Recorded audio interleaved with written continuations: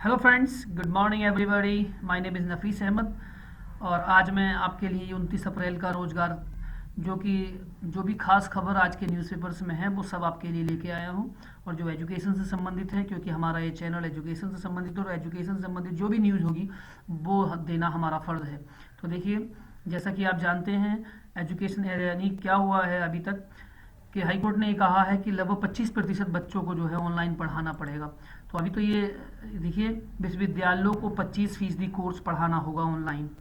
तो जितनी भी यूनिवर्सिटीज़ हैं उन सबको 25% कोर्स तो अपना ऑनलाइन पढ़ाना होगा और बाकी वो चाहें तो ऑफलाइन पढ़ा सकते हैं और वो चाहें तो सारे को भी ऑनलाइन पढ़ा सकते हैं, क्योंकि ऑनलाइन का क्रेज़ बढ़ा है। और जैसा कि आप देख रहे हैं कि भारत में एक कोरोना महामारी चल रही है, तो इसको देखते हुए भी ये फैसला लिया गया है। और आप जानते हैं, क्योंकि ऑनलाइन पढ़ाने के लिए देखो, दिल्ली हाई कोर्ट ने कहा है कि ई एजुकेशन बच्चों को खेल नहीं है, शिक्षक करते हैं ज़्यादा मेहनत। यानी जो ये ई एजुकेशन है हमारी, इसमें टीचर्स के लिए ज़्यादा मेहनत करने की ज़रूरत होती है, क्योंकि वही चीज़ हमें दूर बैठ के समझानी होती है और बहुत काफ़ी मुश्किल ये कार्य होता है। लेकिन ये क्योंकि हमारा लॉकडाउन का समय चल रहा है और आगे का भी पता नहीं है कि स्कूल विद्यालय जो भी हो, मतलब कब तक खुलेंगे, इसका कोई ये भी अंदाज़ा किसी को नहीं है। तो पहली तो यही है। दूसरा, आप देखिएगा कि सरकारी स्कूल में बच्चों की केजी से 8वीं तक के एसएमएस से पढ़ाई शुरू। तो सरकारी स्कूल जितने भी हैं, अभी तो ये खबर जो है ये केवल दिल्ली यानी हमारी जो कैपिटल है भारत की, उसी में ये अपनाया जा रहा है कि दिल्ली में सरकारी स्कूलों में बड़ी कक्षाओं की पढ़ाई ऑनलाइन हो रही है। अब केजी से 8वीं तक के विद्यार्थियों की पढ़ाई को एसएमएस के माध्यम से शुरू किया गया है। अब कैसे, मैं देखिए, अब एसएमएस के माध्यम से कैसे शुरू किया जाएगा। आप जानते हैं, जैसे बच्चे को होमवर्क देना है या कोई चीज़, कोई टॉपिक पढ़ाना है, तो उसे आप एसएमएस के थ्रू बच्चे को पढ़ाएंगे और जो उसमें एक्टिविटीज़ होती हैं वो भी एसएमएस के थ्रू बच्चे को संभालेंगे और बच्चा उस चीज़ को, वो पिक्चर्स को संभाल के रखेगा। और जो अगला सत्र हमारा 2020-21 का होगा, ये जो है ना, इसमें जो मूल्यांकन होगा तो इसी पे उसके नंबर दिए जाएंगे। मूल्यांकन में इस चीज़ के नंबरों को ऐड किया जाएगा, क्योंकि आप जानते हैं लॉकडाउन में सभी स्कूलों में सभी शैक्षणिक गतिविधियाँ बंद हैं और काफ़ी एक 1.5 महीना हो गया है इस चीज़ को। तो ये काफ़ी मुश्किल हो जाएगा बच्चों के लिए, इसलिए ये काम बहुत ज़रूरी था। और देखिए, जैसा कि आप देख रहे हैं कि बोर्ड परीक्षा जो हम, जैसे कि यूपी बोर्ड, आप पता ही है कि यूपी बोर्ड की परीक्षाएं हो चुकी हैं, लेकिन अभी तक भी मूल्यांकन नहीं हुआ है।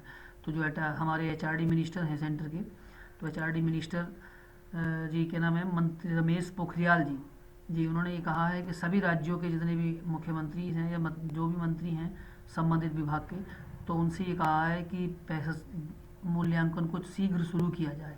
मूल्यांकन जितनी जल्दी शुरू होगा उतना बेहतर है, क्योंकि मूल्यांकन नहीं होगा तो रिजल्ट कैसे आएगा। और रिजल्ट बगैर मूल्यांकन के, वैसे तो ये भी कहा जा रहा है कि जो आंतरिक गतिविधियाँ होती हैं विद्यालय में, जो मान लीजिए हाफरली एग्ज़ाम होता है और सेमेस्टर वाइज होता है, या मान लीजिए टेस्ट वगैरह होते हैं, उसी के आधार पर बच्चों को पास किया जाए। लेकिन बोर्ड में ऐसा नहीं हो सकता, ये बहुत मुश्किल है बोर्ड में इस तरह से आंक पाना।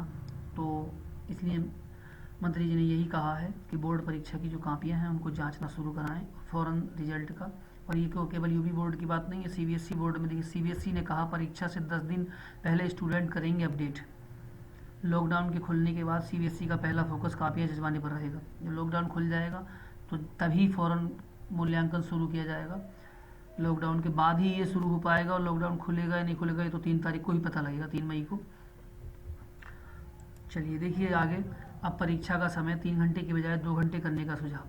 तो कुछ परीक्षाएं, जैसे जो यूनिवर्सिटीज़ के पेपर कुछ हो गए हैं, कुछ कुछ परीक्षाएं रह गई हैं, तो यूजीसी ने ये कहा है, यूजीसी ने कहा है देखिए, 3 की जगह 2 घंटे की होगी परीक्षा। तो यूजीसी ने ये सुझाव दिया है, यानी यूजीसी कौन है, विश्वविद्यालय अनुदान आयोग। विश्वविद्यालय अनुदान आयोग द्वारा गठित कमेटी ने परीक्षा का समय 3 घंटे की बजाय 2 घंटा करने की सिफारिश की है। और कमेटी ने कहा है कि वार्षिक परीक्षा 50% अंकों की होनी चाहिए, और जबकि अन्य 50% अंक पूर्व में आयोजित सेमेस्टर परीक्षा के प्रदर्शन पर आधारित किए जाएं। वही मैं कह रहा था कि 50% अंकों की तो परीक्षा हो जाएगी, और 50% अंक जो पहले परीक्षा हो चुकी है, सेमेस्टर वाइज होता है, मान लीजिए टेस्ट वगैरह होते हैं थर्ड क्लास में, तो उसको किया जाए। जो ये हमारा नया सत्र अब 2020-21 का शुरू होगा, इसमें 40% पाठ्यक्रम ऑनलाइन मोड से करवाने का भी सुझाव दिया गया है, और पाठ्यक्रम को ऑनलाइन मोड से शुरू कराया जाएगा, जैसा कि आप जानते ही हैं। दूसरा देखिए, कोरोना से बचने के लिए क्या करें और क्या ना करें, ये सारी जानकारी मैं थोड़ा सा आज के अखबार में ये दिया था, तो मैं इम्पोर्टेंट न्यूज़ मुझे लगी तो मैं लेके आया हूँ।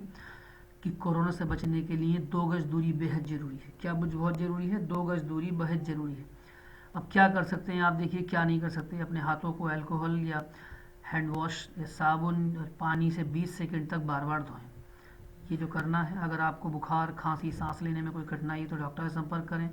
छींकते और खांसते वक्त अपने मुंह को, नाक या टिश्यू को रुमाल से ढकें और प्रयोग के तुरंत बाद टिश्यू को किसी डब्बे के अंदर फेंक दें। भीड़ वाली जगह पर जाने से बचें। ये सब आपको करना है। सोशल डिस्टेंसिंग बनाए रखनी है और जो भी सामान की ज़रूरत है तो होम डिलीवरी का फ़ायदा उठाएं। आरोग्य सेतु ऐप, जैसा आपको पता ही है कि हमारे प्रधानमंत्री जी ने भी इसका कहा है कि आरोग्य सेतु ऐप को आप डाउनलोड करें और सरकार के जो भी दिशा निर्देश हो, जो भी गवर्नमेंट आपको इंस्ट्रक्शन दे उसका पालन करें। और क्या नहीं करना है, देखिए यदि आपको खांसी और बुखार का अनुभव हो रहा है तो किसी से संपर्क ना करें। अपनी नाक और मुंह को बार बार ना छुएं। मास्क पहने बिना घर से ना निकलें। सार्वजनिक स्थानों पर ना थूकें। अनावश्यक जमाखोरी ना करें और अफवाहें ना फैलाएं। तो ये, क्योंकि कोरोना की खबर भी देखिए बहुत ज़रूरी है और कोरोना ने पूरे वर्ल्ड में कोहराम मचा रखा है। यही नहीं, पूरे वर्ल्ड में, इंडिया में ही नहीं है। दूसरा देखिए, मैं आज एक नई चीज़ आपके लिए लेके आया हूँ। जो बच्चे, जैसे मान लीजिए बच्चे हैं या जो भी लोग हैं, वो चाहते हैं कि अंग्रेजी अभी पढ़नी नहीं आती, तो मैं अभी आपके लिए एक आर्टिकल लेके आया हूँ। आप इसे पढ़ने की प्रैक्टिस करें और पढ़ने की प्रैक्टिस के बजाय देखिए, जब आप इसे बार बार पढ़ेंगे, जो भी परेशानी आएगी तो आप उसे कमेंट बॉक्स में नीचे कमेंट कर दें तो मैं आपको उसके बारे में बता दूंगा। और आप इसे बार बार पढ़ेंगे तो इसमें आप पढ़ना सीख सकते हैं। और जब आप पढ़ना सीख जाएंगे तो फिर, क्योंकि हमारा चैनल जो है ना स्पोकन इंग्लिश पर भी फोकस करता है, स्पोकन इंग्लिश की क्लासेस भी हमारे यहाँ चलती हैं, तो आप पहले पढ़ना सीख लें, फिर आराम से बोलना सीख जाएंगे। तो देखिए, मैं आपके लिए लेके आया हूँ। ये है, देखिए अभी ये कल की खबर है। आपको पता है ये 2 प्रीस्ट किल्ड इन यूपीज बुलंदशहर, यानी यूपी का जो बुलंदशहर है वहाँ पर 2 पुजारियों को मारा गया है। No enmity suspect drug addict says he carried out goods bill. तो जो पकड़ा गया है, जो सस्पेक्ट पकड़ा है वो ड्रग एडिक्ट है, यानी वो नशा करता है। तो अब देखिए क्या है, ये कह रहे हैं कहाँ की बात है। ये Meerut 2 priest of A Shiva temple, एक यानी भगवान शंकर का मंदिर है वहाँ पर। कहाँ पर? बुलंदशहर के एक गांव है, उसका नाम है Pagona village, were found murder on Tuesday morning. Hours later, the police said it had arrested a youth in a connection with the case. We have arrested Murari Akar Raju, a Dalit man.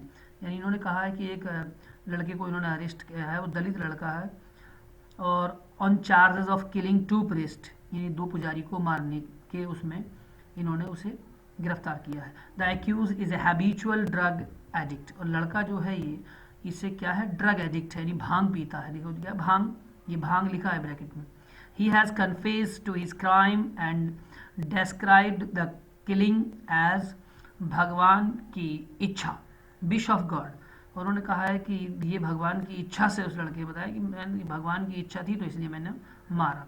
Sad Atul Kumar Chaubey, circle officer of Anupshahr police area. The accused had no enmity with the sadhus but a few villages claimed he had an altercation with them over, यानी उनसे कुछ altercation हो गया था। Altercation कहते हैं झगड़ा या झड़प को, तो उस वजह से इसने उन्हें मार दिया। तो ये आप इसे बार बार प्रैक्टिस कीजिए, पढ़िए इसे, और आप इसे पढ़ेंगे तो अगर आपको पढ़ने के बाद भी कोई परेशानी आती है तो नीचे कमेंट कर दीजिए, मैं आपको उसके बारे में बता दूंगा। और दूसरा लास्ट में देखिए मैं आपके लिए लेके आया हूँ, देखिए ये है हमारी कोरोना अपडेट। आज की ये कोरोना अपडेट है। जैसा कि आप जानते हैं, कुल मिलाकर अब तक जो है हमारे यहाँ उत्तर प्रदेश में 2053 कितने केस आए हैं? उत्तर प्रदेश में 2053 केस आ चुके हैं, जिसमें 1557 केस एक्टिव हैं और 462 लोग रिकवर्ड हो चुके हैं। ठीक है, 127 जो है वो कल ही रिकवर हुए हैं और 34 डेथ हुई हैं।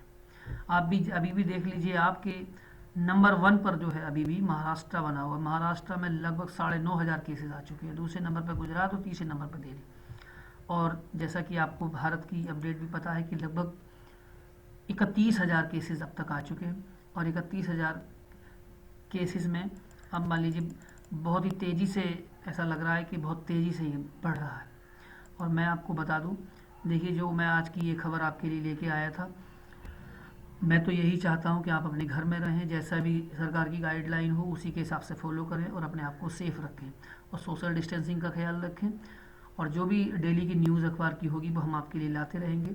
और मैं एक आपको बहुत ही ख़ास खबर बताना चाहता हूँ कि हमारे यहाँ पर देखिए, जो यूपी लेखपाल की भर्ती आने वाली है, 5200 पद आ रहे हैं, तो उसमें हम उसका भी प्रैक्टिस सेट शुरू करेंगे। और अभी हमारे यहाँ पर खंड शिक्षा अधिकारी का प्रैक्टिस सेट चल रहा है। तो जो भी लोग आप चाहते हैं तैयारी करना या आप अंग्रेजी बोलना चाहते हैं, तो हमारे यहाँ अंग्रेजी की क्लासेस भी चल रही हैं। हमारे चैनल परीक्षा टारगेट से जुड़े रहिए और देखते रहिए हमारे चैनल परीक्षा टारगेट को। वीडियो को देखने के लिए शुक्रिया।